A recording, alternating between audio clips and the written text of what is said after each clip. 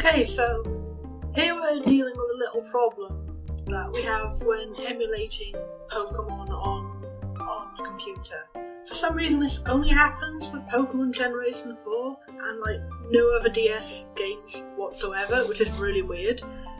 It's got a problem where there's two 3D emulation modes you can use and neither of them actually work with the engine that's used in Sinnoh. There's different graphical glitches and you kind of have to pick and choose which ones will be less annoying to your audience. So I'm going to show them both off here and you guys can choose which one you prefer to see the whole Let's Play in. But we're currently testing it on a blank regular version, not the randomized version. Oh, actually I think this might be my halfway done randomized version, because I think that NPC is supposed to be the Science is Amazing guy, not a blanket. Oh well, just trust me, this does happen on the regular version too. Okay, I'm not sure if this is recording. It's just quite difficult getting used to Bandicam. Yeah, my microphone is showing on it. Yeah, it is recording. Okay. So now I've got the window open so I can show you the config settings, and I think they will actually record correctly. Okay, so here we have where it is. At the moment, we're using the recommended one, which works for every other DS game, except Pokemon, this one specific Pokemon game. It's called the Soft Rasterizer, and here's the sort. Most of these don't actually show a difference in this specific game. They're just stuff that only works in certain games. And this game is a 2.5D, so that's probably why all these problems happen, and also why most of these options don't actually do anything.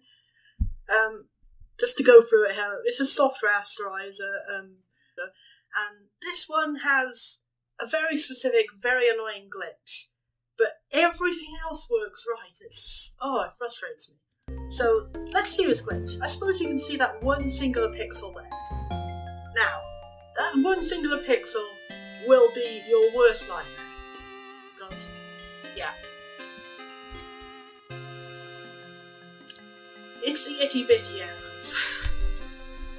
This is the one you will see on, the vast majority of all Nintendo DS Pokemon game Let's Plays. There is no way to get rid of this. I don't know why it's there. I don't know what's even happening. It's just... And in Twin Leaf Town, this one specific spot makes the pixels go really big. Oh! How did this even happen? That can really get on your nerves if you're not able to tune it out. But aside from that, everything does work correctly as it would on the DS. It's even got the little weird movement things that happen when you go up and down.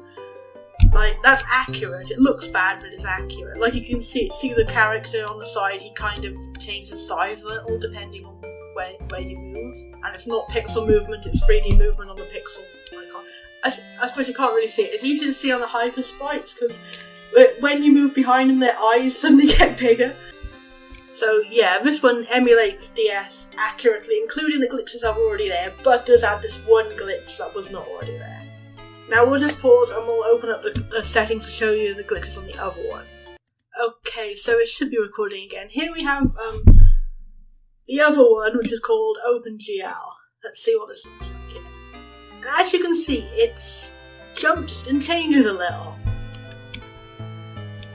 And this one, it doesn't show as much of a change on the character sprites as you can see. Instead they change sideways. You get this little rippling effect going through like an old VHS tape scan line. But the major problem here is that a lot of stuff glitches out and doesn't display correctly, like the corners of water you can see here. And for me personally, that bugs me a little bit more than having the pixels. Smooth experience here, but does have some visual glitches, and at the moment it seems minor because it's only this water tile here, but I don't actually know how bad it can get later on in the game, and it might make some particular things even more confusing than usual, and they would be in a randomizer. But is it worth it to get rid of that horrible Soft Rasterizer fuzz effect? I don't know. I'll leave it up to you guys.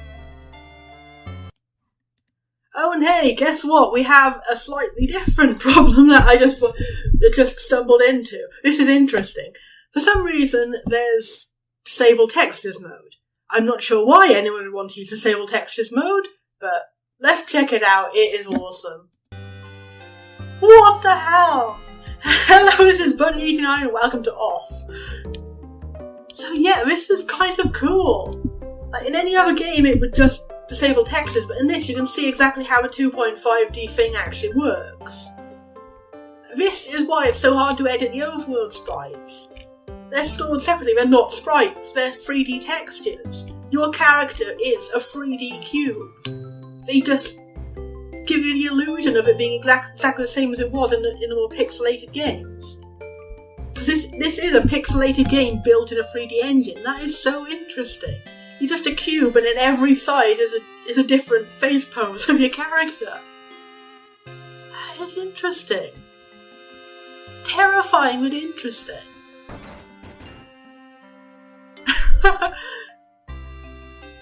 And yeah, it even applies the day and night effect on it. That's not like a palette swap or anything, that's like an actual texture applied over the screen that tints all the 3D models as well as the pixels. That is interesting.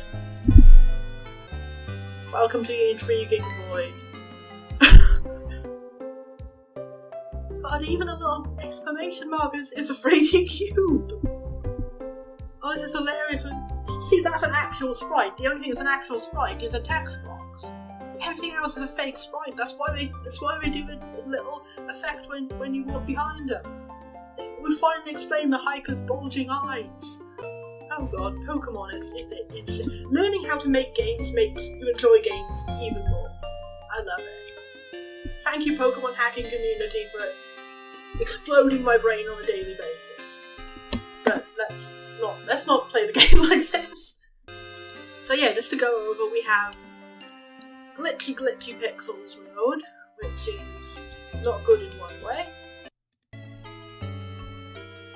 Glitchy clarified mode, which has actual glitches.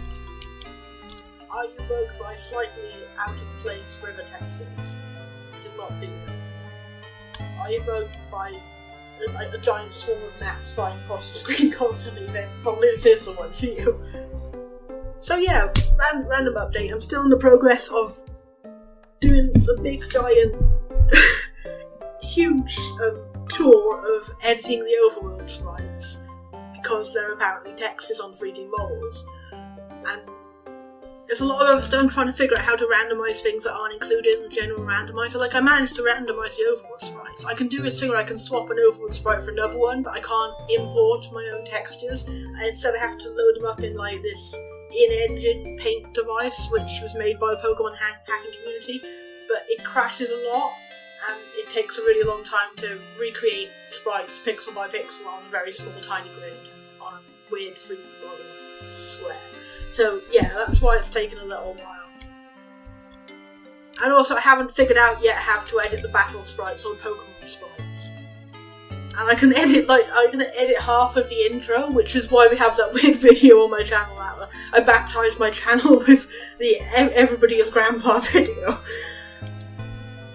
It's been quite fun, but it's also quite complicated. I think I should have just settled with a normal randomizer. But I gotta admit, the fun of having random bikers all over the place is quite interesting. So yeah, this has been a video just saying this is how it works, and I suppose while I'm working on it, you guys can like try and pick which of these weird glitchy versions is best.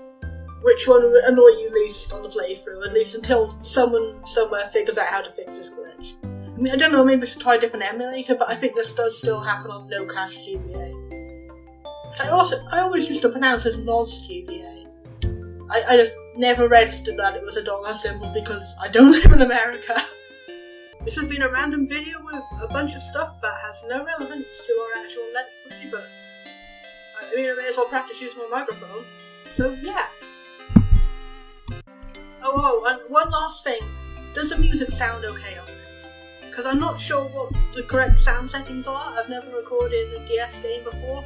I know it's a bit complicated because, like, on DS and GBA we don't actually, like, store music files. They have, like, a simulated engine that can play music, and it's, like, a bunch of instruments and stuff. It's like a Vocaloid. However you pronounce those singing internet people, okay? Shut up, I have a bit of an accent. So yeah, I don't know if it sounds good. If it doesn't, tell me and I'll try and fiddle with it, because all the settings sound the same to me. I have really bad pitch. So, yeah, okay. This has been a really boring video. I'm sure it's interesting if you like to hear me blabber on about nothing at all. I'm just having a lot of fun doing Let's Plays, so I just wanted to say it. Okay, bye-bye.